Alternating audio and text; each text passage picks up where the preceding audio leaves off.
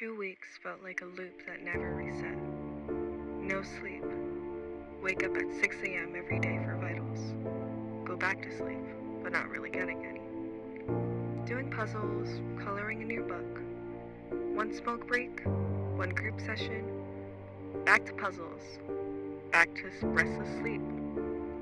One more group, one more smoke break, and another group.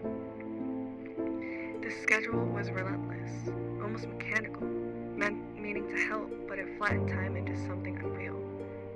Everyone was grown, but I was the youngest in the adult ward. Everyone was mentally ill, or drug addicts. There was arguments in the hallways, and depression hanging in the air like a humidity you couldn't escape. The TVs were always loud.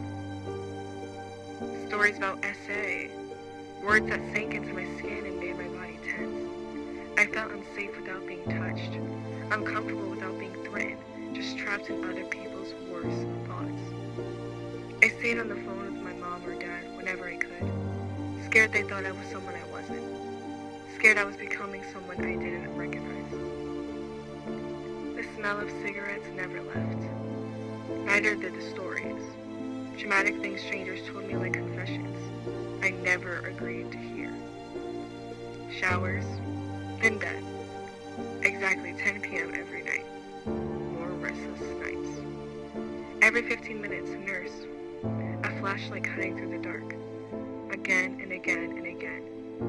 Just when sleep almost came. It didn't feel real. It felt like a fever dream I couldn't wake up from. I saw my parents twice a week. That was it. 2 whole weeks.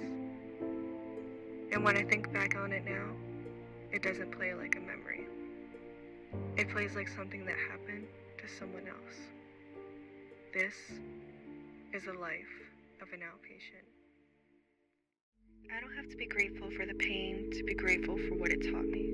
Those nights were restless, filled with anxiety, isolation, and thoughts that felt louder than my own voice. I felt alone in my mind, even when I was surrounded by people. But I wasn't alone in the ways that mattered. My family was there the entire time. My mom showed up every chance she had. My dad answered the phone whenever I needed him. No hesitation, no questions, just presence. I had help, and I chose to take it. That matters. I learned how fragile life can be, how quickly it can tear you down in ways you never expect. I saw what happens when people carry too much for too long, and I learned that suffering doesn't make you weak, it makes you human. This place showed me what I have.